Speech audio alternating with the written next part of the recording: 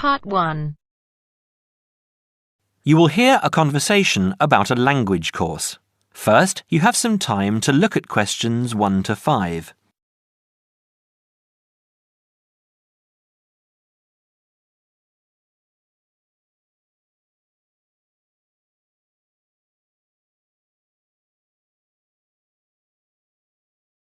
You will see that there is an example that has been done for you. On this occasion only, the conversation relating to this will be played first. Good morning, Borgheimer Language Courses. How may I help you? Oh yes, I contacted you some time ago about following a German course in Germany, and you advised me to take your placement test before we go any further. Well, I've done that now, so I'd like to go ahead with booking the course for this summer, if that's possible. Certainly, sir. You said you took the placement test. What was the result? I was placed at the O3 level. O3. Right. That's lower intermediate. Fine, Mr. The answer is Level 3 or Lower Intermediate, so the course level has been filled in for you. Now we shall begin. You should answer the questions as you listen, because you will not hear the recording a second time. Listen carefully and answer questions 1 to 5. Peterson. John Peterson. Could you spell that for me, please, Mr. Peterson? P-E-T-T-E-R-S-S-O-N. That's a double T and a double S. Am I right? That's right. Now, could I ask you where the course takes place? Well, we offer courses in Hamburg and Berlin.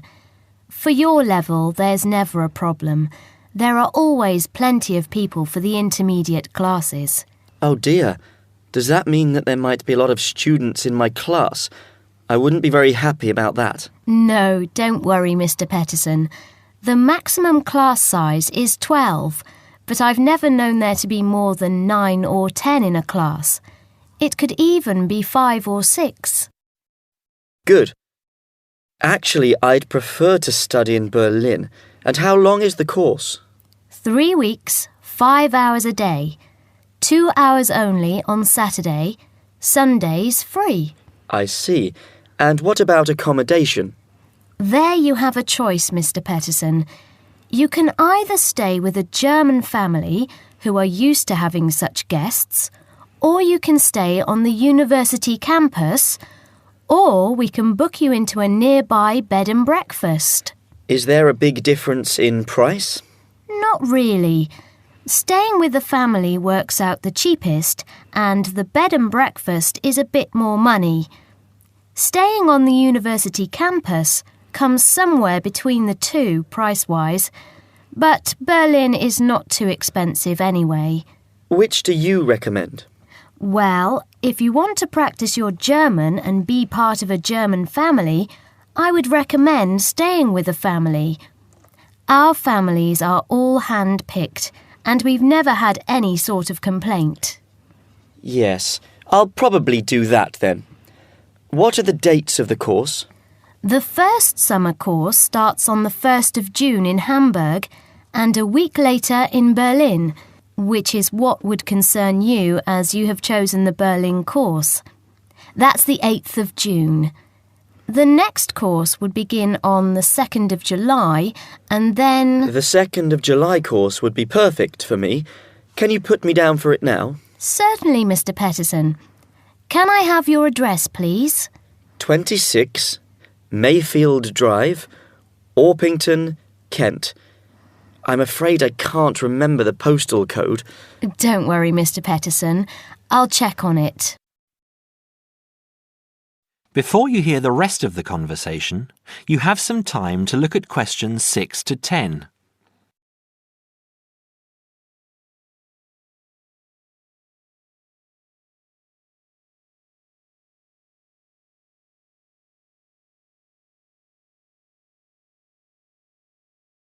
Now listen and answer questions 6 to 10. There are a couple of other things I'd like to ask. Certainly. What do I need to bring on the course? Well, apart from the obvious, you'll need our textbooks. I'll email you the name and publisher. You should be able to find it in your local bookstore. If you do have problems, call me or email me and I'll see what I can do. We provide the computers, computer disks, translation exercises and all that sort of thing, but you will need a good dictionary. We recommend Langenscheidt, which is more than adequate for your level. You don't have to go and spend a lot of money on an expensive dictionary. Not yet, anyway. Maybe you will when your German reaches a very high standard. That would be very nice. Now, finally, what about the cost of the course? And how do I pay?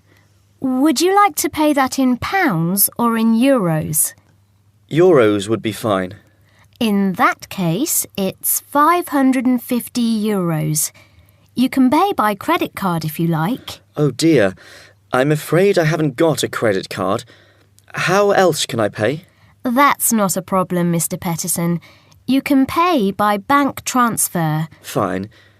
By the way, I forgot to mention I am a full-time student. Have you got a student card? Oh, yes. Then that does make a difference, you'll be pleased to hear. You are entitled to 35% off the full price. And if you can persuade a few people to join you, it would work out even cheaper. How do you mean exactly? Well, for every 5 people you find, 1 goes free. In other words, if there are 6 of you, you get 1 free course. Of course, in reality, you would divide up the savings amongst you, presumably. Right. Well, I'll see what I can do. Thank you. Not at all, Mr. Peterson, and I'm sure you'll enjoy the course. There are, of course, sightseeing possibilities. Would you like me to send you our brochure describing them? Yes, thank you. I'd appreciate that. Anyway, thanks for your help. If I want to call back, who do I ask for? Susanna. I'm here most of the time.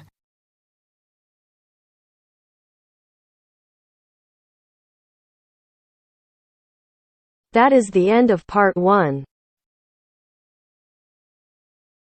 You now have half a minute to check your answers.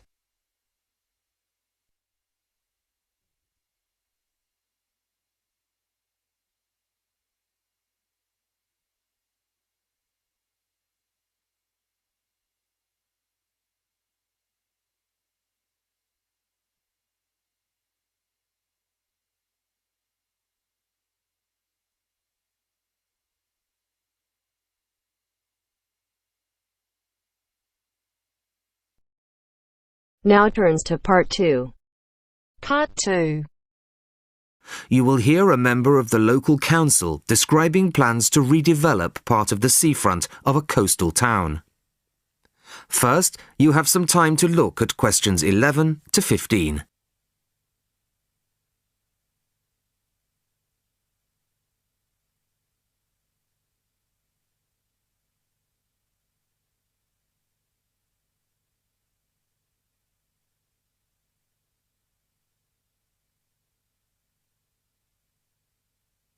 Listen carefully to the first part of the talk and answer questions 11 to 15.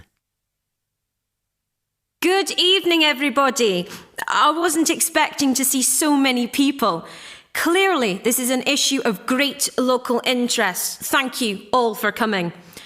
Well, as you all know, I've come to talk about the Council's plans for redeveloping the western part of the seafront.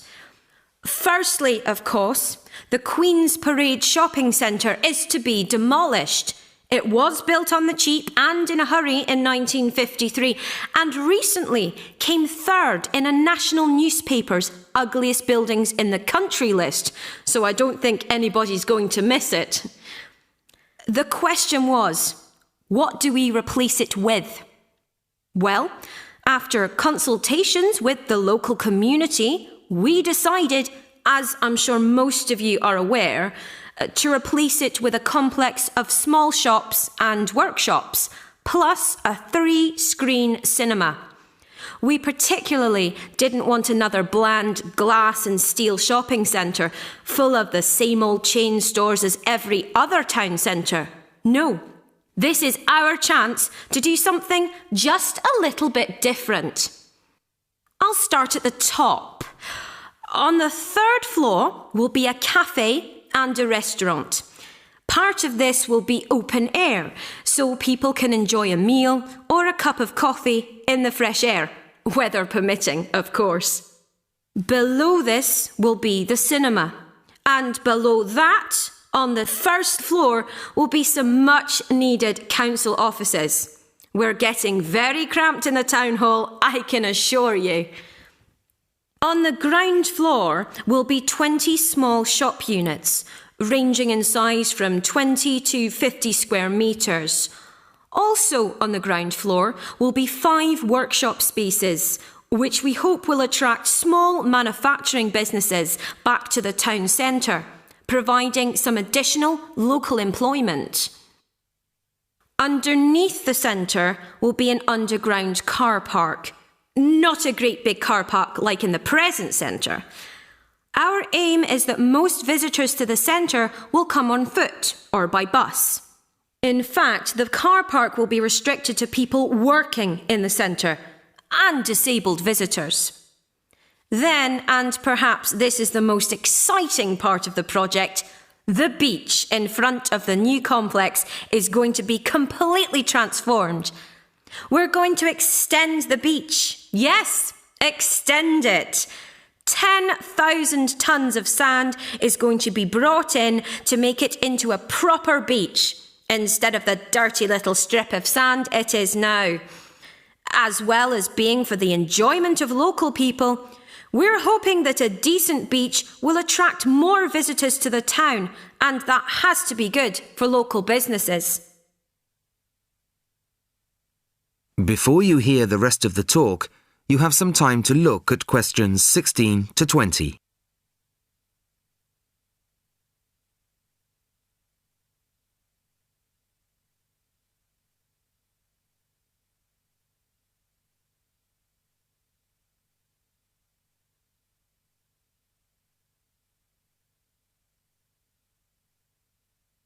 Now listen and answer questions 16 to 20. Now I must emphasise that these plans have not yet been finalised. That's what this meeting is about. Of course, it's vital with a project like this that we have the support of local people. After all, we work for you and it's your money that's paying for it. So, first of all, the plans for the new centre are going to go on display in the town hall. They'll be there from Monday the 5th of March until Friday the 6th of April. Plenty of time for anybody who's interested to get over there and have a look at them, I think. There'll be a suggestions box in the same room as the plans. Anybody who has anything to say is welcome to fill in a suggestions form. These forms will be looked at and taken seriously, you can be sure of that. Then on Tuesday, April the 10th, there'll be another public meeting much like this one, and in this same place. It'll start at 7 o'clock, and there'll be a chance for local residents to address the council. We'll also report back to you on the results gathered in the suggestions box. Anyway, I'd now like to hand you over to my colleague, my fellow councillor. That is the end of part 2. You now have half a minute to check your answers.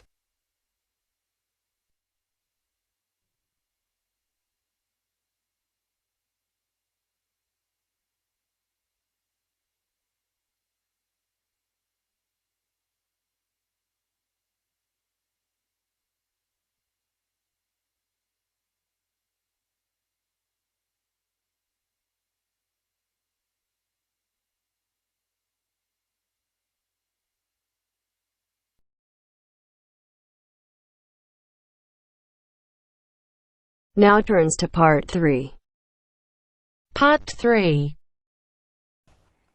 You are going to listen to a radio programme about buying a house. First, you have some time to look at questions 21 to 25.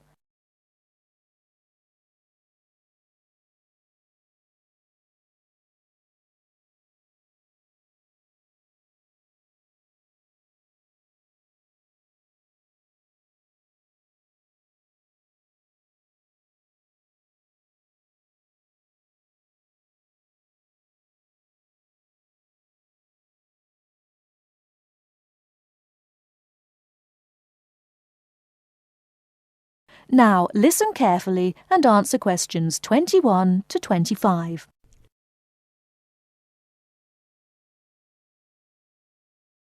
Good afternoon, listeners. Today, I'd like to welcome Edward Fox, who is going to talk to us today about buying a house.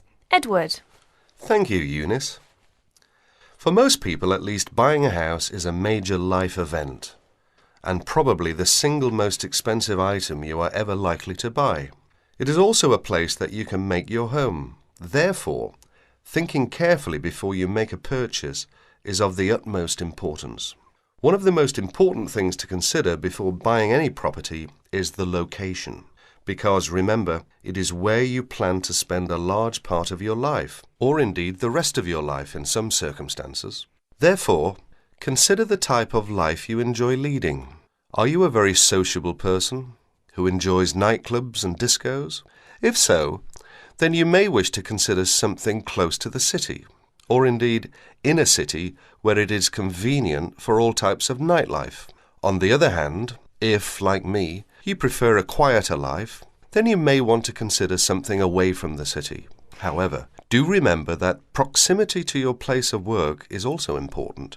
Indeed, we spend most of our life at work, and you don't want to have to spend 2 or more hours every day travelling to work now, do you? Therefore, transport is the utmost importance. City suburbs, however, are often conveniently located for commuting to work, all for shopping, without being in the heart of a busy city. You may, however, think that a house in the suburbs would be far too expensive.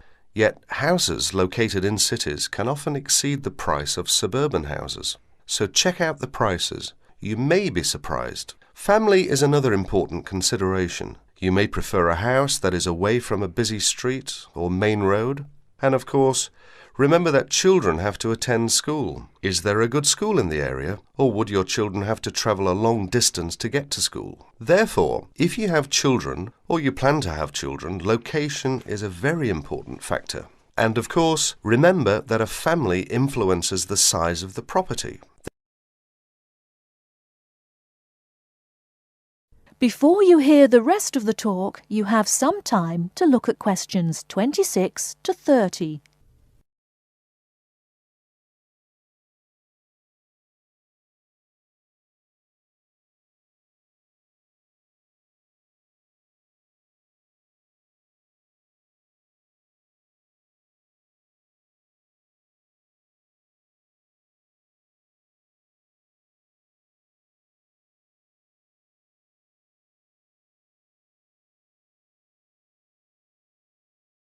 Now listen and answer questions 26 to 30.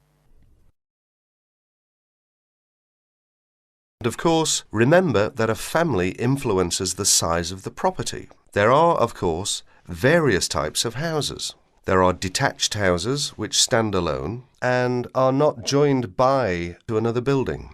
Then there are semi-detached houses, which, incidentally, are the most common, and for good reason. Because they are less expensive than detached houses, this is because they are, in fact, 2 houses joined together, and therefore take up less space. And finally, there are townhouses, which are many houses joined together to form a long row. But don't think that townhouses are less expensive than semi-detached houses. They rarely are. This is because they are usually built in cities where the prices of property is very expensive indeed.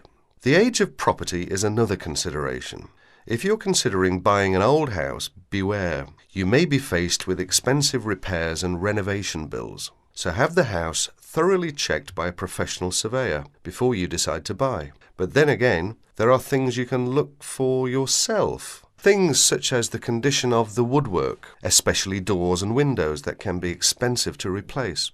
More importantly, make sure all the fixtures and fittings, things such as cupboards, sinks, taps, bathtubs, are all in good working order, because replacing kitchens and bathrooms can be a very costly business.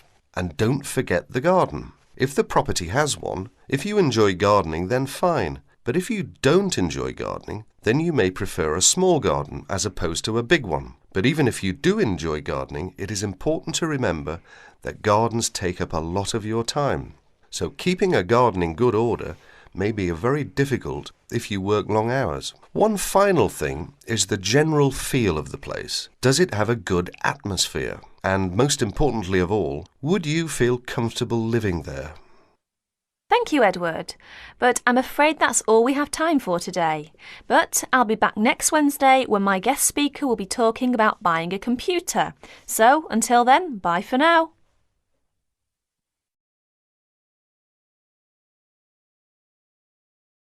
That is the end of part 3.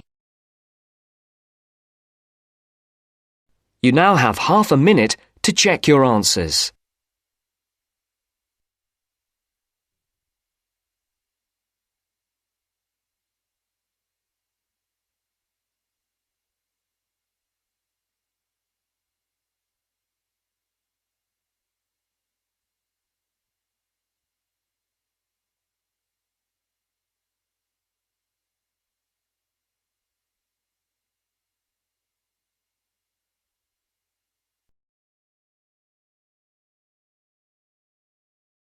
Now turns to part 4. Part 4. You'll hear a lecturer talking to students about sport in Ireland. First, you have some time to look at questions 31 to 33.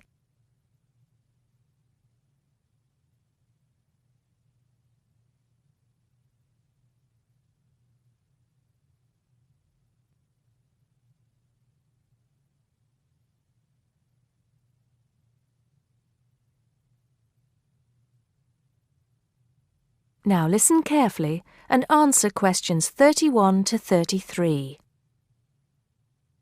Now, today we're going to be finding out about the most popular sports in the Emerald Isle. That's Ireland, of course. Can you guess what they are? Well, there are these two lesser-played games, a form of rounders and Gaelic handball. But we'll start with one which is perhaps over 3,000 years old, arriving in Ireland with the Celts, some claim. That may be a slight exaggeration, but I consider it to be the fastest field game in the world, and it goes by the name of hurling. Well, that's what it's known as in the English-speaking world anyway. So, what do you have to do? You've got 15 players on a team, one of them the goalkeeper. Each one has a stick called a hurley. Here you are. I've brought mine along. Had it since I was at school. This is what it looks like, and basically you have to get this ball, called a sliotar, that's S-L-I-O-T-A-R, so it's not spelt the way it's pronounced. You hit it into the net for 3 points, or you can hit it over the net for 1 point. The goal looks like the letter H, with the net under the crossbar. The goalie has a bigger stick than the others to help keep the ball out. You can also catch the sliotar and run with it for 4 steps maximum, or bounce it on your stick. Is that clear to you all? I'll be showing you a video a bit later, so you can see what a game actually looks like.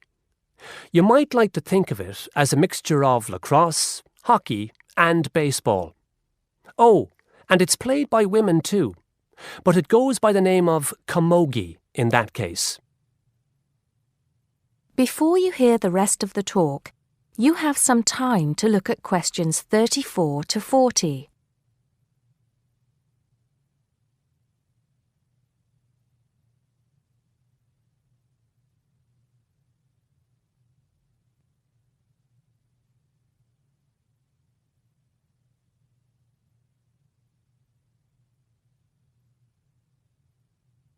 Now listen and answer questions 34 to 40. I'll give you a bit of the history, shall I now? Generally, the golden age of the game is considered to be the 18th century. But systematic rules were first agreed and drawn up at that great shrine of learning, Trinity College Dublin, in 1879, founding the Irish Hurling Union, closely followed just a few years later by the formation of the Gaelic Athletics Association. With greater organisation last century, the All-Ireland Hurling Championship got off to a flying start, and I'm proud to say that my own native city of Cork has won more than 20 titles over the years. But then, so have Kilkenny and Tipperary. Is it only played in Ireland? No. Well, it is the only country with a national team at the moment, but you may be surprised to discover there are hurling clubs in London, as well as in America and Argentina, to name just a few. The other game I'd like to take a little time to introduce you to is Gaelic football, which is played on the same pitch as hurling with the same number of players, but there's no net. You just have to get the ball over your opponent's goalposts, and you can do that by kicking or punching the ball. However, you're not supposed to do that to the players, I might add. Imagine it as a combination of soccer and basketball. But in my opinion, it's a more exciting spectacle than either of those. Excuse my bias, if you will. It's also very popular with women. In fact, there are more women's teams than for any other sport. Whether despite or because of the physical contact involved, I wouldn't like to say. They do play a shorter game, 60 minutes, rather than the men's 70. So, let's have a look. If we can have the lights down, I'll see if I can get this technology to work.